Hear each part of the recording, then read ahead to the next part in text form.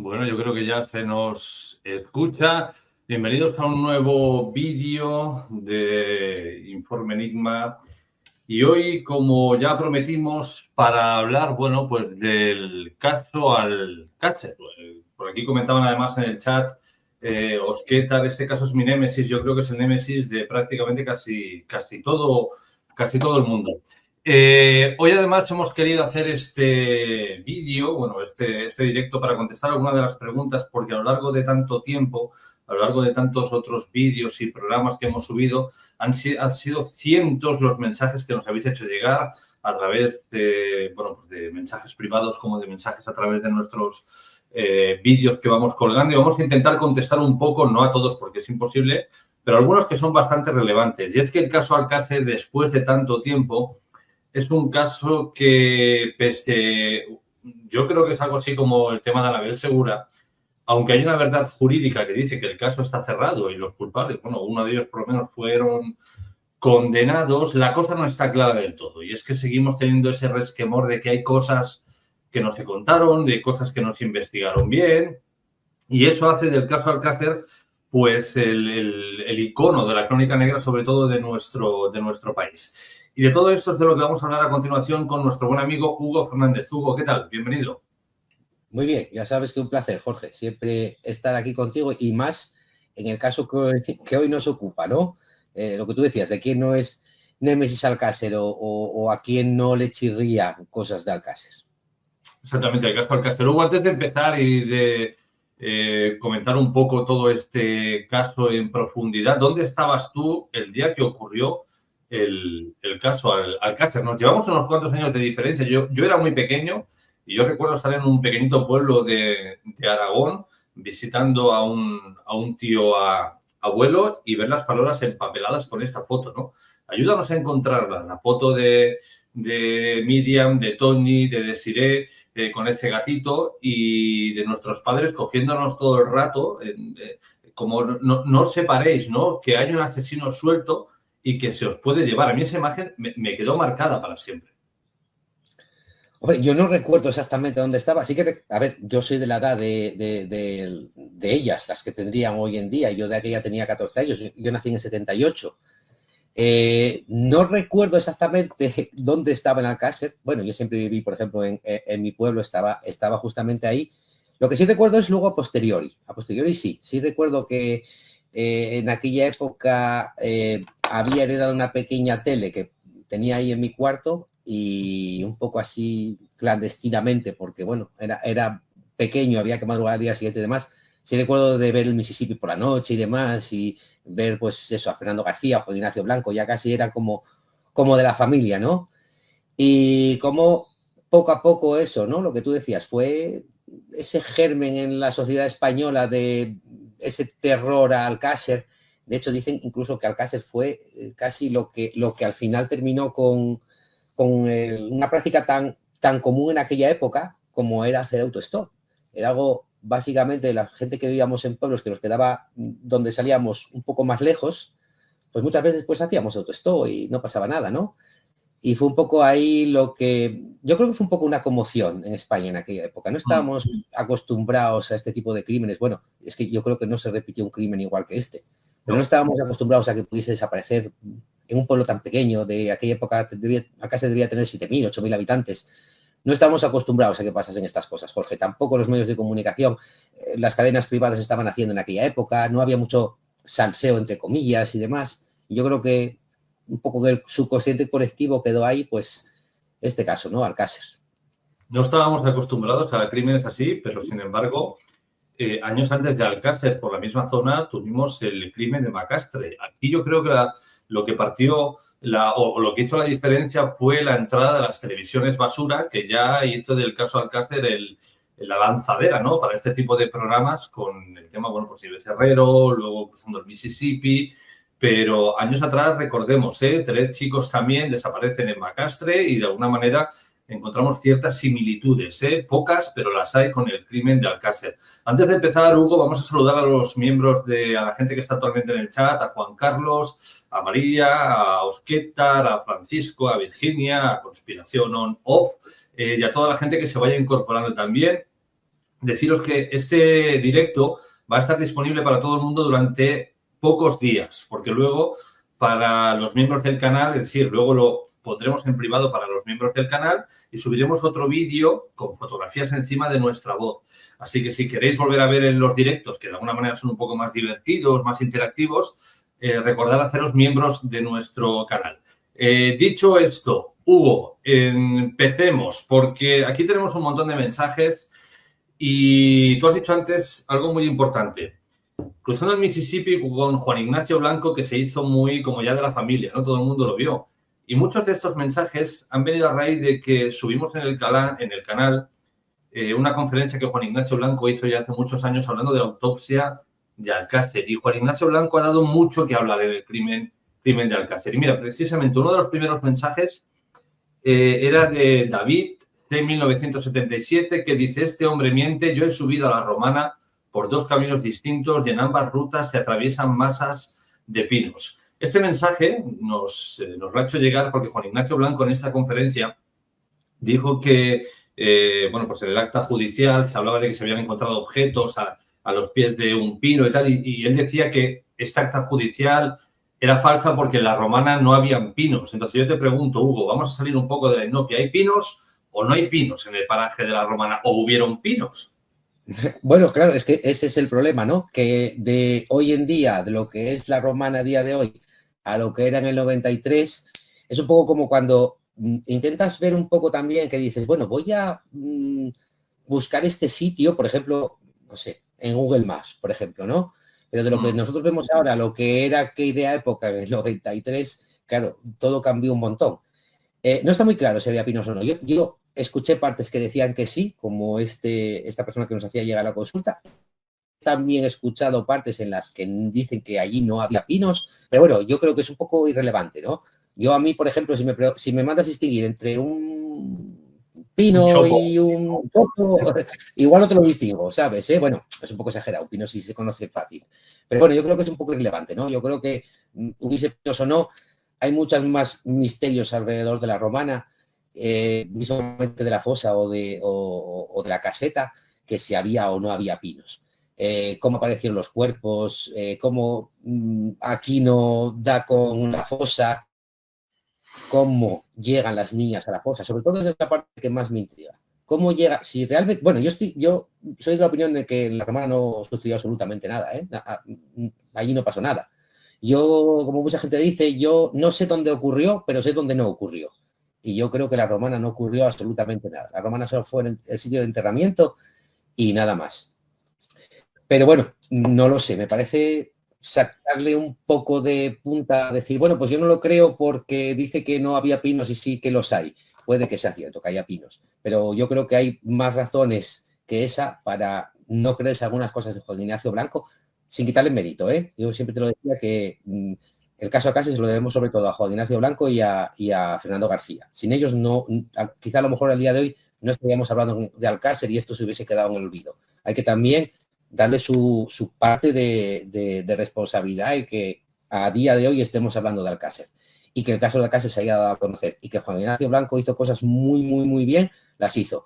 ¿Cómo metió la pata? Pues en ciertas cosas, como por ejemplo lo que siempre hablamos, ¿no? Que me comentabas también que una vez coincidiste con él y la cinta Snuff.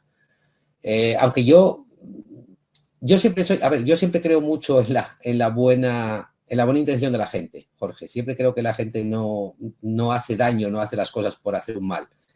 Yo siempre te dije también que yo creo que la cinta no existe, que nunca la vio, nunca la tuvo ni nada de nada, pero no descarto que quizá en algún momento hayan tenido sospechas o haya tenido sospechas de que eso haya podido ocurrir y que diga, bueno, pues voy a decir que yo tengo la cinta, que la he visto, a ver si de esa manera pues agito un poco el avispero y aquí alguien salta y pasa algo y se dice algo. Yo voy a guardar este as en la manga hasta el final y ya está. No existía la cinta o no la vio, pero bueno, no descarto que haya podido decir lo de la cinta porque sí que ha tenido evidencias que hayan podido hacerle pensar que había una cinta Snuff.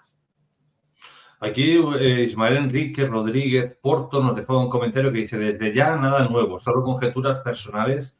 Este caso nunca fue resuelto. Claro, es que el problema del caso Alcácer es que se puede abordar desde un montón de perspectivas. Desde ya nada nuevo, pues evidentemente pocas cosas nuevas van a salir hoy en día. Pero también de aquí la importancia de compartir este vídeo, de hacerlo llegar a la máxima gente, porque luego YouTube nos lo posiciona mucho mejor y más personas lo ven y nuevas informaciones nos pueden entrar, como ocurrió con el caso de Aguilar de Campoo.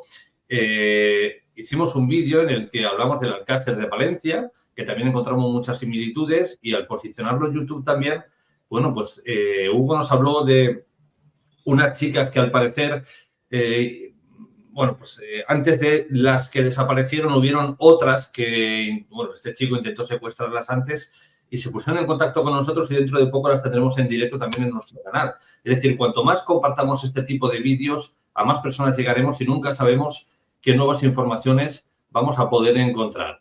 Hugo, otro de los mensajes, además este nos llegaba hoy, nos hablaba de que, porque si te fijas, el caso Alcácer lo dividen en dos partes. O bien lo dividimos en el paraje de la Romana, que como bien comentan aquí en el chat, poca gente cree que realmente ese fuera el lugar de enterramiento de las niñas, pero también lo dividen en la fuga de Antonio Anglés. Y es que hoy una persona nos enviaba, perdón, ayer nos enviaba un mensaje diciendo que Antonio Anglés había cobrado mucho dinero por llevar a las niñas a un lugar X, prestarlas a estos pedófilos, que ellos abusaran de ellas, las asesinaran y que ese era el motivo de que Antonio Anglés llevara 2 millones de pesetas encima. Cuidado con esto porque se sabe muy bien, y la madre de Antonio Anglés, Neusa, lo dijo, que esos 2 millones de pesetas se los robó a ella. Y esto lo dijo ella en el primer momento en el que la Guardia Civil entró en la casa, mucho antes de que se hablaran de las teorías de la conspiración, con lo cual si Antonio Anglés llevaba ese dinero encima, no era por un pago, que no quiero decir que no lo hubiera, sino que esto sí que se sabe que se lo robó a la madre. Ya yo te pregunto, Hugo, ¿tú crees que Antonio Anglés sigue vivo? Yo personalmente creo que en aquel momento sí, y que pudo llegar a Dublín. ¿Tú eres de los que crees que sí o que no? Pues yo soy de los que creo que no, Jorge. Yo soy de los que creo que Anglés quizá no llegó a salir ni de Valencia. Pero bueno, es un poco lo que decías tú del comentario que había antes, ¿no? De nada nuevo. Es que no... Y acá solamente podemos especular. Cada uno, pues por lo que va leyendo, va mirando, va investigando, pues puede hacerse su idea, puede hacerse pues un poco su teoría de... Bueno, mira, sería también de agradecer que nos comentasen un poco qué teoría, ¿no? Tiene la gente. Oye, pues mira, yo creo que lo del clan de la Moraleja era cierto. Yo pues creo que, mira, que no, que esto fue una red de prostitución infantil. Bueno, pues mira, yo creo que fueron Anglés y Ricard. Yo soy de la opinión de que Anglés está muerto. Yo creo que Anglés, probablemente lo que te decía, no salió de Valencia y demás. Pasa otra cosa también. Hay una cosa que me llama mucho la atención de la fuga de Anglés, que yo estoy seguro que estuvo en Valencia, aparte de por aquellos testigos que lo vieron en la peluquería de Valencia, porque si solamente lo viese una persona, podríamos decir, bueno, pues quizá a lo mejor, como la foto estaba en todos los sitios, era la persona más buscada y demás, pues igual un poco que les pasó a las niñas, ¿no? Que las vieron en Granada, las vieron en Logroño, prácticamente las vieron en toda España. Yo creo que en ese momento a lo mejor puedes decir, oye, pues yo creo que es Anglés, pero si tú ya estás en un establecimiento donde hay más gente y los 5 o 6 empleados que hay en ese establecimiento todos dicen, ostras, pues es él, y además está la firma de ¿cómo se hacía el llamar? ¿Cuál era el apodo que usaba? No me sale el nombre, sé que era Zafra, algo de Zafra. Si tienes también la firma y todo, dices, ostras, pues esta persona estuvo aquí. Y además, incluso en Valencia, hay que recordar que hubo una persona, un amigo suyo, muy conocido además de él, porque además eran vecinos de Catarroja, que se encontró con él en Valencia. Dice que era él porque lo conoce y que estuvo hablando con él y demás. Entonces hay una cosa que yo no entiendo, Jorge. Si tú estás planeando una fuga en la que estás pensando en marcharte del país, él probablemente estuviese pensando en fugarse probablemente a Brasil, porque además, como él hablaba portugués, probablemente la idea de Anglés era me fugo y me voy a Brasil. Tienes el puerto de Valencia al lado. Tienes que ir a Lisboa a coger un barco que vaya a Brasil. No puedes coger un barco o ponerte de polizón en un barco de Valencia que te lleve aunque sea a Portugal o que salga de dirección a América. ¿Por qué tienes que moverte en coche con toda la policía detrás tuyo, cruzar toda España? Porque desde Valencia hasta Lisboa tienes que cruzar España entera, ¿eh? No es hacer un trayecto de 100 kilómetros con toda la policía detrás tuyo, ¿eh? Guardia Civil, Policía Nacional, vamos, es la persona más buscada, Interpol. No es más fácil que ya que estoy en Valencia, si al final lo que voy a hacer es meterme de polizón en un barco, lo haga ya en Valencia. Yo creo que está muerto. Yo creo que Antonio Anglés está muerto. No sé quién lo mató, no sé por qué motivo. No creo que haya sido Ricard, como hay una teoría que dicen que Antonio Anglés era el que estaba en la fosa de la Romana y que incluso lo decía Juan Ignacio Blanco, ¿no? Que sacaron un cadáver para meter 3. No, él estaba vivo porque además se encuentra semen suyo fresco, con todavía espermatozoides moviéndose y demás en la casa de Alborache. O sea, él todavía estaba vivo en aquel momento. Desaparece en algún punto, no sé exactamente en dónde, ni por qué, pero yo soy de los que piensa, Jorge, que Anglés está muerto y lleva muerto ya muchísimos años. Además, fíjate, hablando de Antonio Anglés, hay algo muy curioso, porque todo el mundo tiene razón en un aspecto. Si te fijas, Antonio Anglés, aquí el gran misterio está en la huida. Y la huida parte desde su casa, cuando supuestamente salta por aquella ventana que decían que era como algo imposible, otros dicen que sí que era posible. Desde aquí cruza los tejados, hace ese periplo prácticamente de James Bond hasta llegar a Lisboa, coge un barco y de aquí llega a Dublín. ¿Qué ocurre? Que depende a qué fuentes preguntemos, dicen, por ejemplo, la Guardia Civil decía que ella estaba allí, que si hubiera saltado por aquella ventana la habrían visto. Pedro Avilés, cuando yo lo entrevisté, que fue el primer periodista que entró y que la familia creyó que era Guardia Civil, nos dijo, no, Antonio Anglés pudo haber saltado por aquella ventana, porque un chaval joven lo podría haber hecho. Otras personas dicen, no, Antonio Anglés no estaba en la casa. Fijaros, queridos oyentes, queridas personas que nos estáis viendo, que todos tenéis razón. Es decir, la Guardia Civil estuvo allí. ¿Antonio Anglés podría haber saltado por la ventana? Podría haber saltado por la ventana, era factible. ¿Saltó por la ventana? Seguramente no, porque no estaba en la casa. Con lo cual, los que creéis que no estaba, tenéis razón. Los que creéis que podría haber saltado por la ventana, tenéis razón. La Guardia Civil tiene razón, no lo vieron saltar. ¿Por qué? Porque no estaba. Pero si hubiera estado, podría haber saltado. Claro, luego las otras especulaciones son, no es que Kelly dijo que él estaba, el novio de Kelly abrió la puerta y dijo que él nos había dicho que pusiéramos una madera detrás para trancar, para que la Guardia Civil no llegara. No tengamos en cuenta los testimonios de sus hermanos. Por muy malo que sea Antonio Anglés, era su hermano. Con lo cual, repito un poco lo mismo, ¿eh? Aquí Antonio Anglés seguramente no estaba en la casa y si hubiera estado podría haber saltado por la ventana. Todos tenéis razón. Fíjate, Hugo, que ha llegado un mensaje aquí en el chat que es muy interesante, porque están habiendo muchos, con lo cual me alegro bastante. Aquí Jacqueline Noguero nos dice que yo creo que todo este misterio solo se puede mantener por la complicidad de personas del pueblo o alrededores que o bien participaron en tal luctuoso hecho o bien tienen conocimiento de ellos. ¿Tú crees que los vecinos de la familia Anglés o del propio pueblo de Alcácer y alrededores están ocultando algo? Si empezamos a hablar, Jorge, yo creo que sí, y mucha gente además. Y además, no hay que olvidar además aquel programa de, ya no solo en Alcácer o Picassent o Catarroja y demás, hay que acordarse también de aquel programa de Tú a Tú de Nieves Herrero, cuando en pleno directo dicen, hay 2 detenidos en silla. ¿Qué pasó con aquellos detenidos en silla? No se sabe nada más. Gente que miente, mucha. Y hoy te puedo decir gente que yo creo, a ver, lanzar una acusación así, yo voy a decirte por qué yo creo que esa gente está mintiendo. Pero bueno, yo creo que hay mucha gente que miente, hay muchas cosas que quedaron sin investigar. Por ejemplo, lo que contaron las amigas de... No, hablamos un poco de Alcácer, siempre pensamos Miriam, Toñi, Desiree y Esther. Ya está, nada más. Pero había muchas más amigas. Estaba Sandra, estaba Marisa, estaba Pepita. Un grupo de amigas bastante importante. Y tampoco entre ellas se ponen muy de acuerdo de si se llevaban bien con unos y con otros. Lo que sí que más o menos es común en todas es que hablan de que ellas tenían mucha relación con gente de silla, con chavales de silla. De hecho, Miriam llega un momento que además otra cosa muy extraña es que nunca se llegó a investigar del todo, o por lo menos no hay ningún tipo, ni en el sumario, ni en la vista, no hay ninguna declaración de quien supuestamente era de Miriam en ese momento, que era Leandro, Lean. No hay nada sobre él, nada, cero, aunque se sabe que sí declaró, porque Soria Chabeli, el que las vio en el centro de salud cuando ellas van a ver a Esther, él cuando va a declarar a la policía dice que él va a declarar voluntariamente porque Leandro, que ya había declarado, le dice, oye, vete y declara también. Y no hay nada de las declaraciones de Leandro. No se investigó a esta gente de silla. Miriam dicen que se había enamorado de un chico de silla también, estando pues en unas convivencias en el instituto que se llamaba Salvador, me parece. No se sabe nada de él, no se ve que se haya investigado, no se sabe nada tampoco de otro chico que a Desiree le gustaba de Silla, que intentó también pues tener una relación con él.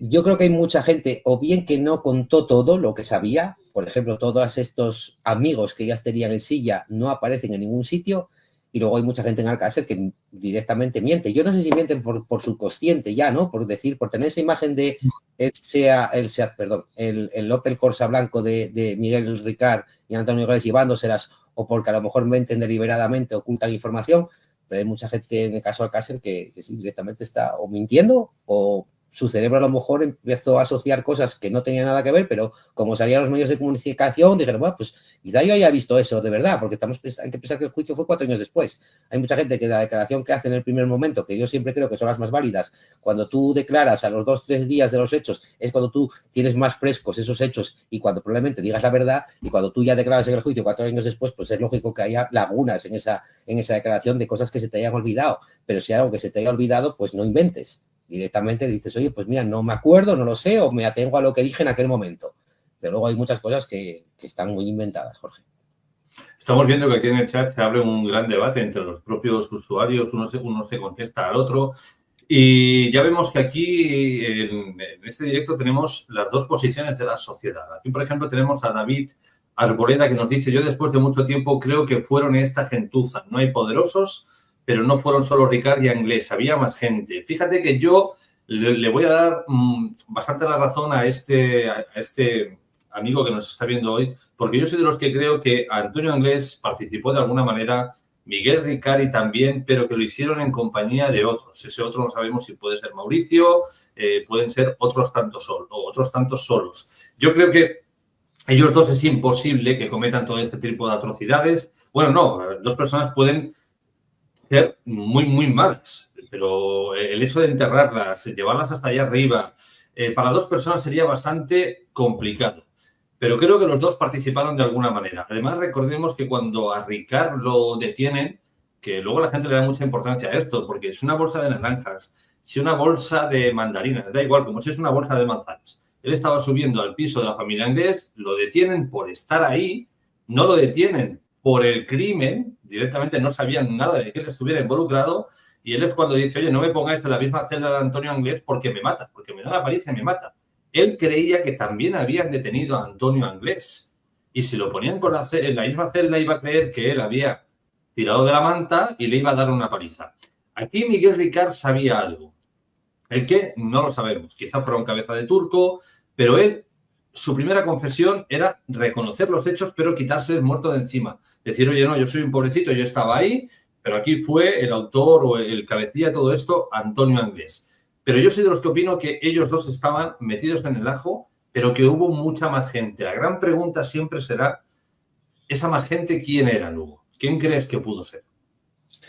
Bueno, ya sabes que yo coincido 100% contigo, ¿eh? Yo siempre te digo que yo creo que Ricard estuvo involucrado de alguna manera. Anglés no lo sé, porque como al final no se detuvo ni se pudo interrogar, ni sabemos o podemos ver alguna contradicción o un careo o lo que sea, yo de Anglés no lo puedo asegurar.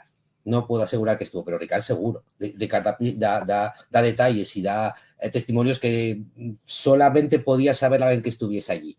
Luego, bueno, puedes decir, oye, es que la policía lo torturó, la policía sabía ya las autopsias porque las estaba grabando y demás, y más o menos hacía una idea de lo que podía pasar y torturaron a Anglés. Hombre, en los 90 la policía, la Guardia Civil sobre todo, si no quería ser amable, no lo era, Jorge, no son los tiempos que vivimos ahora. No. Claro, y es que esas contradicciones que hay en las declaraciones de Anglés es lo que abre, de Ricard, es lo que abre un poco la puerta a esa teoría de la conspiración. Porque sí, puedes dejar la puerta abierta y decir, vale, ¿por qué cambias tantas veces de versión de los hechos? Y luego, además, ¿por qué? Es una cosa que me pregunto yo siempre también. ¿Por qué la policía, después de decir, alguien ha comentado por ahí lo de la fábrica, la primera versión que dio Ricard, perdón, es que todo pasó en las afueras de una fábrica? Y esa versión, además, la dijo 2 veces. O sea, cambiando algunos matices de aquí, de allá y demás, pero 2 veces habló por primera vez de una fábrica. Luego, después, cuando ya habla de la romana y ya por algún motivo dan por válida esa hipótesis la Guardia Civil, no sé si a lo mejor es porque les vendría bien, y de repente se queda en la romana.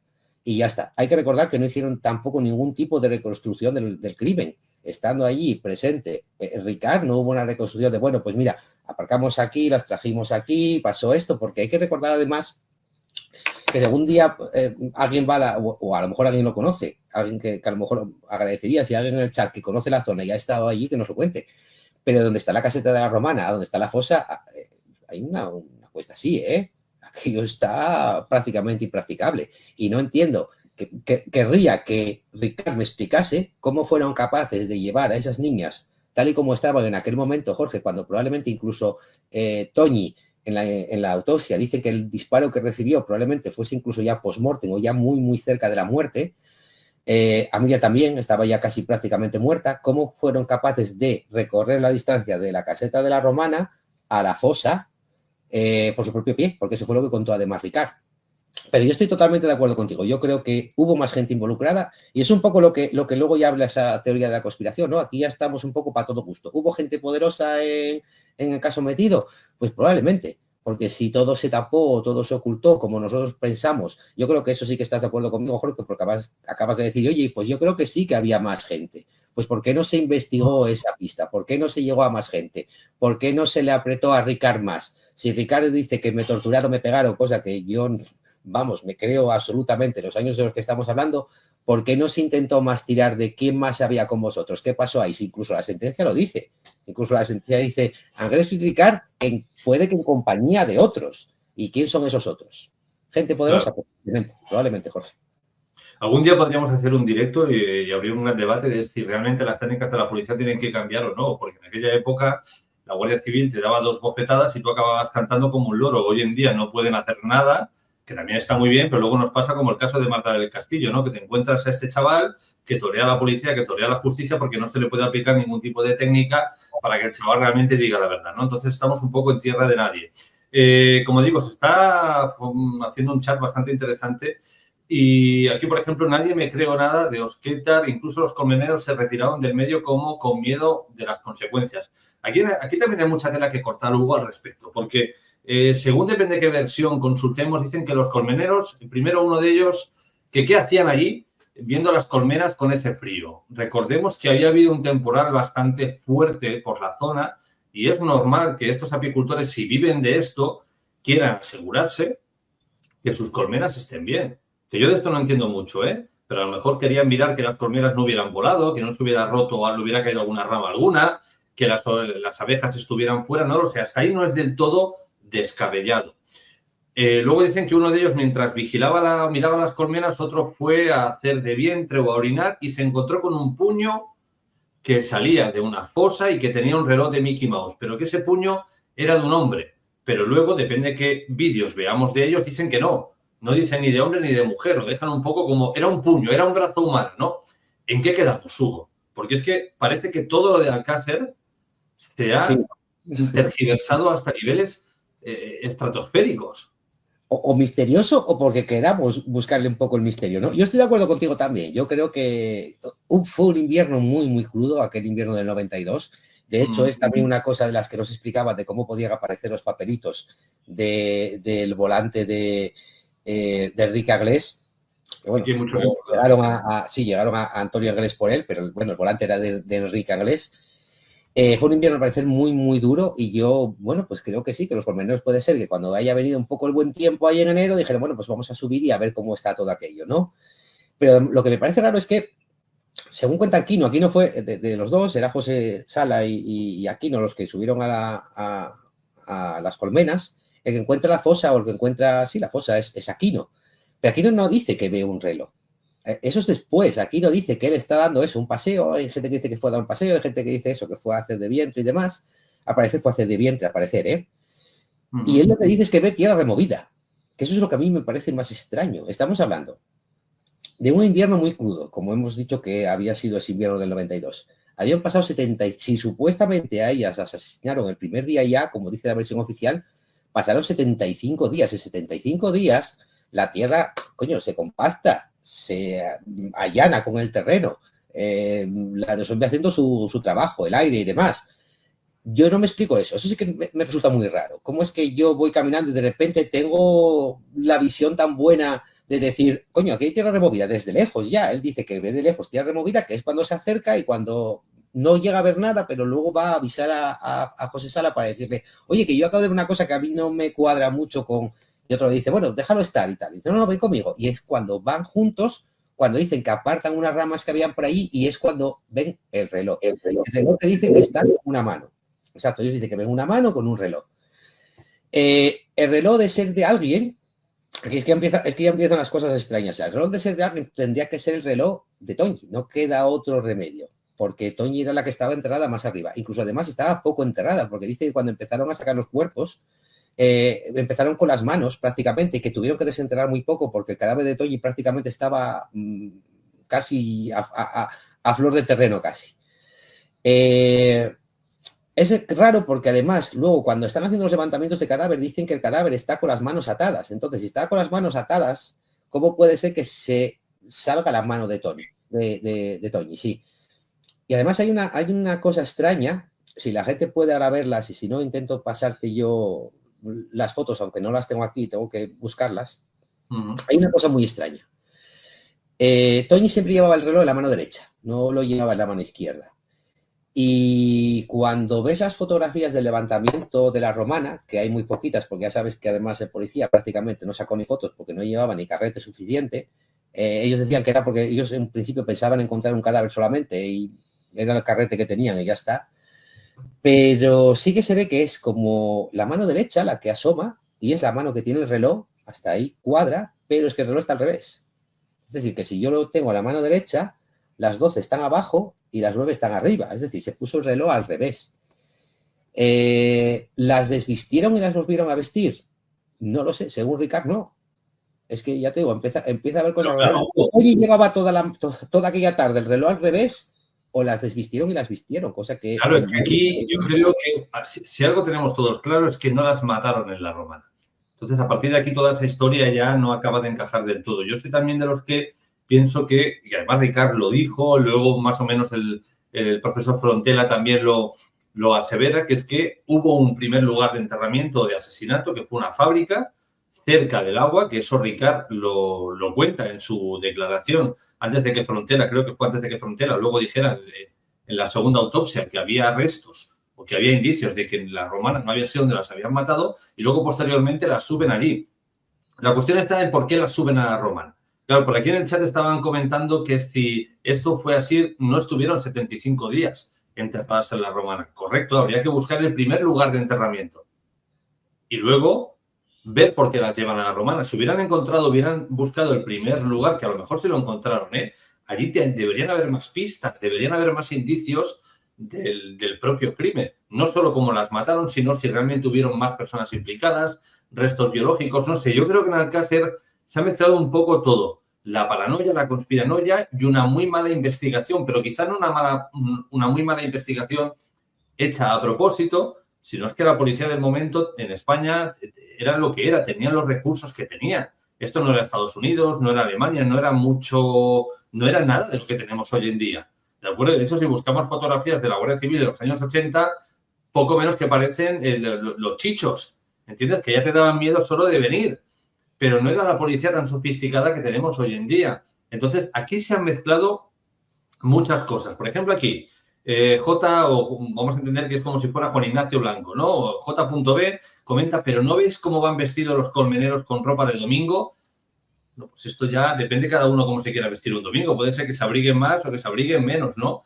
La ropa es lo de menos. La ropa es lo de menos. Lo que sí que es cierto es que estos colmeneros luego se les intentó hacer varias entrevistas y no asomaban ni la cara por la puerta de su casa, se escondieron. Algunos dicen que es porque estaban amenazados o es que quizá esta gente estaba sobrepasada por todo el asunto de Alcácer. Ellos no se esperaban encontrar a las 3 niñas. Y cuidado con esto, no estoy haciendo el abogado del diablo, ¿eh? Yo no defiendo la versión oficial. Yo creo que la versión oficial se coge por 2 pinzas. Yo creo que aquí hay mucho más que no sabemos y que no se investigó. Pero hay otras cosas que son lógicas, que pueden ser. Bueno, que apuntando lo que decías, que quería interrumpirte porque incluso no ya solo eso, sino que una de las mujeres, no recuerdo si era la mujer de Aquino, yo juraría que era la mujer de Aquino, que una vez estado ahí la prensa, vamos, se puso histérica y dijo que como siguiese hablando con la prensa, que ya que se suicidaba, ¿eh? O sea, que o estaban muy hartos de la prensa o mucho tenían que callar y demás. Y además hay una cosa también rara con los colmeneros. Esto sí que me llama mucho la atención, más que... A ver, son declaraciones que se hacen tiempo después, que a lo mejor lo que te digo, ¿no? El subconsciente te hace pensar cosas que no son así, pero hay una cosa que me llama muchísimo la atención, que es, los colmeneros encuentran la fosa, encuentran los cadáveres, ellos lo que cuentan es que bajan a la comisaría de Catarroja a dar parte a la Guardia Civil, no tienen en ese momento ningún vehículo para subir arriba y entonces ellos se quedan esperando que llegue un coche de Alcira. En ese momento llega un coche negro con dos personas que no se identifican y le dicen aquí, nos sube con esta gente a la Romana. Hubo mucha también teoría de la conspiración, de quién eran esas gente misteriosa y demás. Se sabe que era policía judicial, era guardias civiles, por decirlo de alguna manera, de paisano. Pero bueno, cuando llegan allí arriba, dice que se empiezan a mirar por los alrededores. Aquí no le dan unos guantes para que busque pistas, que esto sí que, aunque estemos en el año 92, a mí, bueno, 93 ya no me cabe esto en la cabeza. Y de repente hay un guardia civil o uno de estos policías que van con él que dicen, ya sé quién están aquí. Son las tres niñas porque dice que él no lo vio sacar, que él cuando lo vio ya estaba ahí, pero que este guardia civil dice que saca de unos matorrales 3 cinturones y una cazadora de color, una cazadora vaquera. Decía que los cinturones eran de las niñas, aunque luego se demostró que los cinturones no eran de ellas porque solamente 2 llevaban cinturón y además los cadáveres estaban con esos cinturones puestos. No sabemos de quién serían esos cinturones. Pero cuando llega el funerario a levantar los cadáveres, claro, él lo llaman a que acuda al cuartel de Catarroja. Y cuando él llega allí, solo se encuentra con Sala. Aquí no ya había subido a la Romana. Y entonces dice que cuando él llega allí, lo primero que piensa es que, bueno, que a lo mejor haya podido ser algún pastor, que haya aparecido muerto en el monte, lo que sea, y que entonces coge a José Sala, que es el que vemos ahí, bueno, sí, sale el nombre ahí, y le pregunta, al verlo allí, le pregunta, ¿qué es usted familiar del fallecido y demás? Y entonces dice que le dice, no, nosotros somos las que las encontramos. Encontramos una mano y unos cinturones. Y supuestamente los cinturones no aparecieron hasta que Aquino subió allí con la Guardia Civil. Entonces hay cosas de los colmeneros que no cuadran mucho. Yo no creo que estuviesen involucrados ni nada de nada, ¿eh? Pero sí que no cuadra mucho cómo encuentran en un sitio como la Romana la fosa solo viendo que había tierra removida. Como luego dicen que vieron unos cinturones que ellos en realidad no vieron, los encontró la Guardia Civil. Dan versiones bastante extrañas y luego también lo que decías tú, ¿no? Ellos casi como que se escondieron. De hecho, ellos no declararon ni a la policía, solamente luego ya en el juicio sí que hubo, bueno, hicieron declaraciones en algunos medios de comunicación, pero poco duró. Y no sé hasta qué punto pueden estar involucrados o fue solamente fortuito que ellos se toparon allí, pero yo sí que creo que la fosa de la Romana que decías tú antes, yo creo que ahí ya era un sitio de enterramiento de algo común entre la gente que mató a Miriam, Toñi y Desiree, porque hay que recordar además que en la Romana aparecieron vértebras que no eran de ellas. No sé si recuerdas eso, que aparecieron huesos que no pertenecían a las niñas. ¿De quién eran aquellos huesos? Claro, en aquella época tampoco había pruebas de ADN ni nada de nada, pero dejaron de aparecer huesos que eran suyos y aparecieron huesos que no eran de esos cadáveres, y huesos humanos. Entonces yo creo que la fosa de la Romana ya había sido usada antes para enterrar otros cuerpos allí. Estamos hablando de Valencia en los años 90, Jorge, que un día podíamos hacer ya solamente un especial de Valencia en los años 90, pero yo creo que aquello fue una zona de enterramiento y ahí hubo más cadáveres. Ahí hubo más cadáveres que los de Miriam, Toñi y Desiree. Era donde tenían que aparecer al final, Jorge. Sí, pero aquí nos damos cuenta además de la cutrez de todo lo que se dice. A ver, si estas niñas las matan, como dice Ricard, en una fábrica cerca del agua, que como he dicho antes, el profesor Frontera luego lo corrobora con aquella segunda autopsia. Después, por lo que sea, deciden subirlas a la fosa de la Romana. Está un tanto extraño, Hugo, que entierren los cuerpos a menos de 1 metro de profundidad sabiendo que los van a encontrar, pero luego tiren cinturones por allí, tiren papeles, lo que ahora vamos a hablar del parte médico, que también aquí hay mucha tela que cortar. Es decir, si tú quieres realmente ocultar todo esto, lo haces de una forma más cuidada, más pulida. No eres un cutre como fueron ellos supuestamente y lo dejaron tirado por ahí. Eso parecía una escena muy bien preparada para que alguien la encontrara. Además, el día en el que Fernando García estaba, creo que fue en Londres, e iba a participar en una televisión, una radio, para pedir más ayuda para buscar a sus hijas. Justo el día que este hombre, que podremos criticar lo que queramos de él, pero como padre coraje poco, sale del país para darle más bombo a este caso, justo ese día en el que él no está aquí para dar la murga, aparecen las 3 niñas. Un tanto extraño, Hugo. Bueno, justo, y no solo cuando no estaba Fernando García, ha hecho un relevo de los miembros de la UCO que había en Valencia, y en lugar de esperar a los miembros de la UCO de Madrid, y una vez que llegase la UCO de Madrid, pues los que estaban en Valencia volver a Madrid, no, se van los de Valencia a Madrid, y en ese medio tiempo en el que allí no hay nadie, ¡pum!, aparecen los cadáveres de las niñas. A ver, las casualidades existen, pero en un caso como este, cuando ya hay una casualidad, ya te hace chirriar de que algo raro pasa aquí. Y no solo además que no estuviese Fernando García y no estuviese tampoco la UCO, es que tampoco tenían coches para subir y tampoco, y además los policías o la Guardia Civil encargada de homicidios estaba de descanso. Los que subieron a levantar los cadáveres fueron miembros creo que era del Departamento de Delitos, bueno, de robos y demás, o sea que no tenían ningún tipo de experiencia en levantamiento de cadáveres. Bueno, así se hizo la chapuza que se hizo, que no tenemos prácticamente ni fotos. Ahí agruparon todos los objetos que había alrededor, le sacaron una foto y a todo. Bueno, fue un desastre. Entonces, claro, ya cualquier cosa que pase aquí con el tema de Alcácer ya nos chirría. Luego también, si nos metemos ya en eso, ¿por qué las llevaron a la Romana? ¿Cómo las llevaron hasta allí? Ahí entra en juego mucho también la famosa manta o la famosa alfombra o la famosa moqueta o como lo queramos llamar. Estaba abajo del todo en los cadáveres, era donde apareció. Yo creo que esa, y además, Ricard, en algún momento determinado habla de que llevaron los cadáveres arrastrando con ella. Lo que pasa es que, bueno, luego como cambió la versión oficial, no se hizo ninguna reconstrucción de lo que realmente pasó allí. Tenemos que fiarnos de las 400 versiones distintas que dio Ricard de los hechos. Parece ser que yo lo que opino es que esa manta ya ha servido para llevar a las niñas que ya estaban muertas y traerlas allí. ¿Pudieron haber hecho eso Ricard y Ángeles solos? Lo dudo mucho. Estamos hablando de 3 chicas. Es que por muy poco que pesen, vamos a poner que podrían a lo mejor pesar 40 y pico, 50 kilos cada una, Jorge. 150 kilos en una manta en el paraje en el que estamos hablando. Ya digo que no sé si hay alguien aquí que conozca la Romana, pero hasta donde la fosa hay que subir, y además no es un camino agradable, no hay un pequeño sendero, no. Entonces yo creo que alguien más os ayudó. Ese fue solamente el sitio de enterramiento. Yo creo que Ricard quizá igual ni estuvo allí. Yo que crea que Ricard estuvo involucrado, yo creo que sí que estuvo involucrado, probablemente en el momento en el que las mataron, pero quizá a lo mejor él ya no estaba ni en el momento en que las enterraron y demás, porque además recordemos que si le damos credibilidad al segundo enterramiento, él probablemente no sepa nada de la Romana, o a lo mejor él fue el que luego las enterró en la Romana y no estaba en el primer enterramiento. Yo la teoría del primer enterramiento, que siempre cuando hablamos del caso lo digo, yo cuando la escuché la primera vez a mí me pareció aberrante. Dije, wow, hay un doble enterramiento, tal y demás. Ya me parece rizar mucho el rizo. Pero luego a medida que vas viéndolo y lo que va diciendo Frontela, sí que tiene mucho sentido que hubiese un doble enterramiento.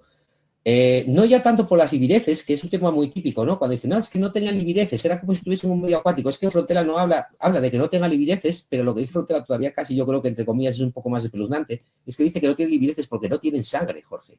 Porque si las desangraron enteras, no les quedaba sangre para formar libideces cadavéricas. Pero sí que habla de aquellas luminiscencias o aquellas fluorescencias que tienen las ropas de las niñas, que no se dan en el terreno de la Romana, pero sí en la zona de la Albufera de Valencia. Y esas luminiscencias es lo que a él le hace, o esas fluorescencias es lo que a él le hace pensar que hubo ese doble enterramiento. Y ya no solamente las fluorescencias, sino que, bueno, a lo mejor también poniéndonos un poco puntillosos, podríamos decir, bueno, pues a lo mejor fue la descomposición de los cadáveres la que modificó las monedas, pero las monedas también que aparecieron en los cuerpos de las niñas estaban oxidadas como si hubiesen también estado en agua. Recordemos además que las niñas supuestamente no tenían dinero. La única que llevaba dinero oficialmente, entre comillas, digo oficialmente porque cuando los padres fueron a denunciar la desaparición, la única que dijo que llevaba dinero encima era la madre de Toñi, que además acertó, dijo, lleva 500 pesetas. Cuando apareció el cuerpo de Toñi tenía 485 pesetas, había gastado 15 pesetas. Pero los demás no llevaba dinero. Ahí también es algo también muy extraño, porque entre todas, al final, lo que cuenta, por ejemplo, Esther, igual me voy un poco, pero es que Alcácer casi ceñirse una sola cosa, una te va llevando a la otra. Esther dice que cuando ellas tienen pensado ir a Coror, no llevan dinero, que cuentan el dinero allí con ella y que la entrada costaba 400 pesetas y que entre todas no tenían los 1.200 pesetas para entrar en color. Pero luego cuando aparecen los cadáveres, aparecen con 2.000, creo que eran, juntando el dinero de todas, creo que llevaban 2.695 pesetas para ser exactos. Quien más dinero llevaba encima era Miriam, que llevaba casi 2.000 y pico pesetas. Entonces, tenían dinero para ir a color. Incluso tenían dinero para coger un taxi y volver. No necesitaban hacer autostop, aunque no hubiese transporte. Podían haber perfectamente cogido un taxi, porque 2.500 pesetas en aquella época era, bueno, bastante dinero. Igual a día de hoy estaremos hablando de 50 euros tranquilamente. Y sobre todo hay que pensar que si fueron realmente Ricard y Ángeles las que las mataron, a mí me parece muy raro que dejen ahí el dinero, Jorge. Puedo pensar que quizá, porque incluso Miriam llevaba una cadenita de oro, podría llegar a pensar que la joyería y demás no la hayan robado porque a lo mejor de alguna manera podían implicarlos en el crimen, pero el dinero sí. El dinero, 2.500 pesetas en aquella época, daba por unos cuantos reinoles, ¿eh? Para unos cuantos reinoles, que era lo que supuestamente ellos consumían, Jorge.